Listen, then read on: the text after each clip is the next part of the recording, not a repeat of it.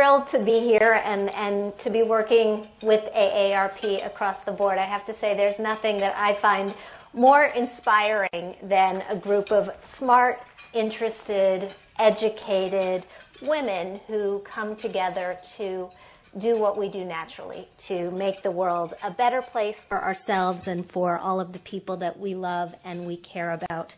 And of course, for the few men who have come along for the ride. One of the ways that we can all do that is by focusing a little more attention on our finances. The women of today, we have come so far in so many ways. In college education, graduation rates for women now lead those of men. Women now start new businesses at twice the rate of men, and according to the Labor Department, women have regained all of the jobs that we lost in the recession. Men, for the record, have 2.1 million to go. But the picture is not as rosy when we look at how the women of today, in particular boomer women, are faring financially. According to new research from the Transamerica Center for Retirement Studies, nearly half of boomer women have no retirement strategy. More than half either expect to work after age 65 or simply don't plan to retire. Worse, only 7% of women are very confident in their abilities to retire with a comfortable lifestyle. What's getting in their way? Day-to-day life. I've long maintained that succeeding financially means doing 5 relatively simple things over and over and over again. 1, you need to earn a decent living. Decent, not outlandish. Earning more than you need to live comfortably does not increase happiness. 2, you need to spend less than you make. 3, you need to save and then invest so that the money that you're not spending can work as hard for you as you're working for yourself. 4, you need to protect this world you're building with an estate plan and an insurance so that a disaster, a big one or a small one, can't come along and take it all away from you. And 5, you need to give back in some way that is meaningful to you because nothing else gives the human psyche quite the same boost. Many boomer women are stuck at step 2. According to the Transamerica study, they are so focused on repaying consumer debt and paying their monthly bills that only 29% have made saving for retirement priority number 1. Why is this happening? Well, as you've already heard today, earnings. For one thing, women earn still substantially less than men. The median annual earnings for full-time women working year-round in 2012 was about $38,000. For men, it was about $49,000. The gap is more substantial for older women than it is for younger ones. Women aged 25 to 34 earn 92% of what men do. Women aged 45 to 64 take home just 75% of a man's pay on average. You see a similar gap when you look at the earnings of small businesses that are started by women. On average, the annual revenues of women-owned businesses are only $155,000, which is about half that of businesses overall. Just 4% of women-owned firms generate more than $500,000 in revenues each year. 9% of businesses overall do that. And women-owned businesses have some serious growing pains, getting from that $250,000 level to the $500,000 level, and then again once they cross the $1 million mark. Another piece of the puzzle, again, as you've heard, women are the caregivers.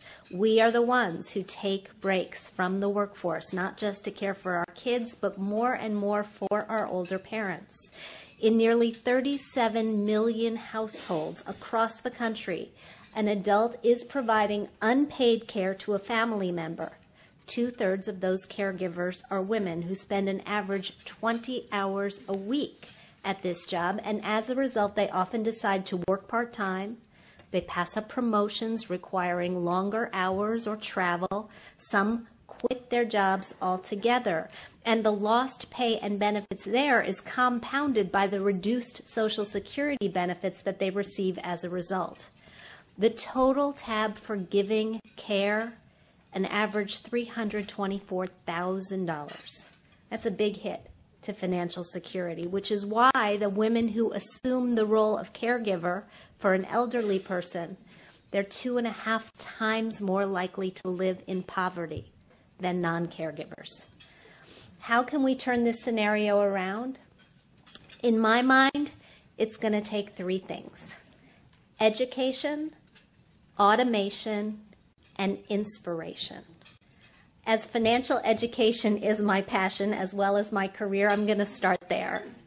I've been a journalist for 25 years. The last 20 have been focused on personal finance. And although in my late 20s, I would have told you that I ended up in this field because I was one of those few reporters who happened to be good at math, or because that's where the job opening was, I've had enough therapy that I no longer believe that. 2 decades of self-reflection have made it apparent to me that I was drawn to the field of personal finance because I wanted to fix some things that weren't going so well in my own life. My growing credit card debt, for one thing, which at one point was half the size of my annual salary. My non-existent savings.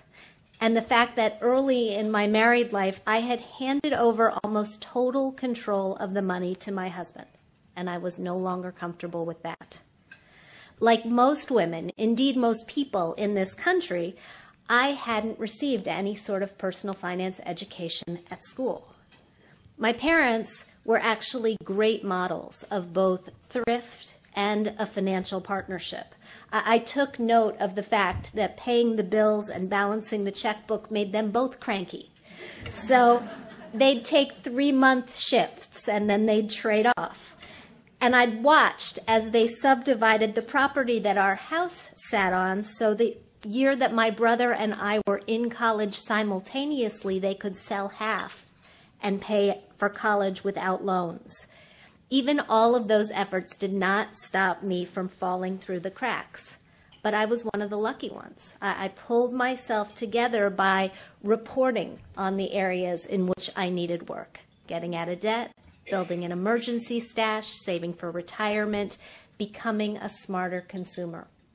While I was working for Forbes and Smart Money and the Today Show, I've been lucky. I've had a ringside seat for the personal finance revolution. In the last 2 to 3 decades, we in this country, we've become much more responsible for our finances than any prior generation. Our parents had pensions provided by corporations and managed by pros. We have retirement plans, 401ks and IRAs that we have to fund and then manage ourselves. Our parents had health insurance that came with the job.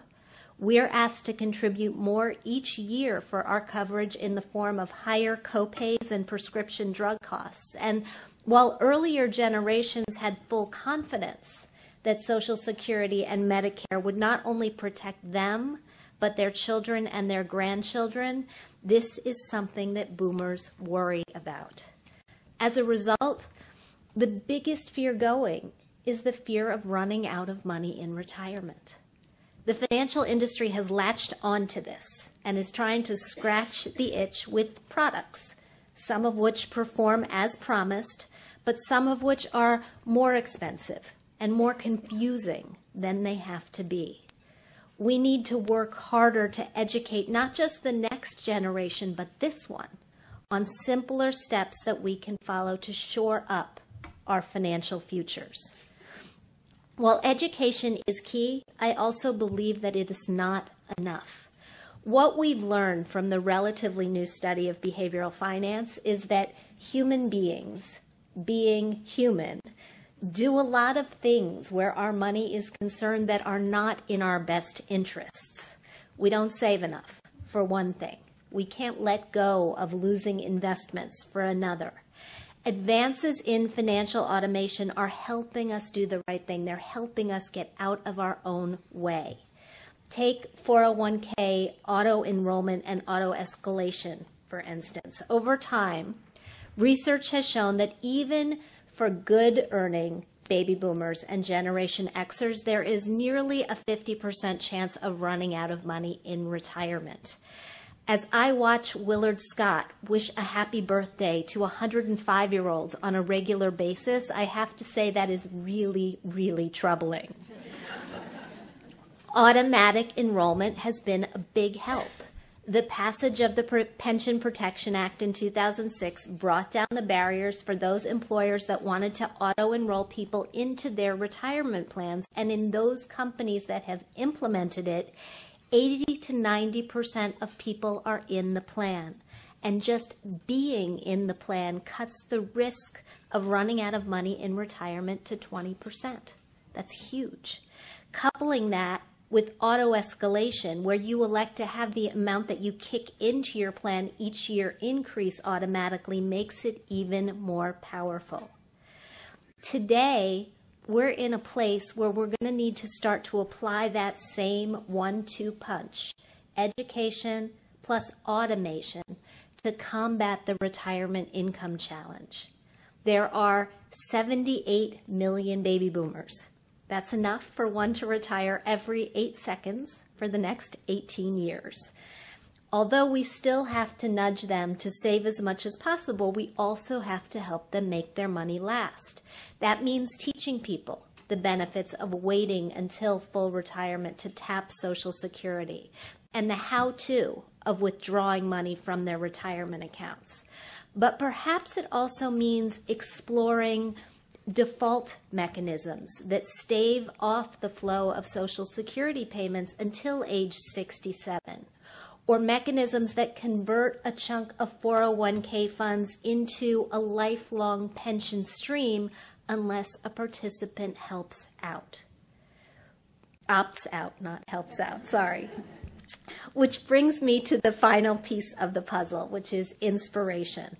I was born in 1964, which makes me 48 years old for another week and a half, and a baby boomer, just barely, by the skin of my teeth. And what I've come to understand about boomer women, not just through reporting, but through my work with AARP, is that we have it in us to rise to just about any occasion. In fact, this is at the heart of the Life Reimagined initiative. It's designed to help boomers, men as well as women, take the skills and the knowledge and the connections that we've amassed during our first 5 decades and use them to build fuller, more fulfilling, and yes, more financially stable lives for the decades that remain. This inspiration will come from women like the women here today.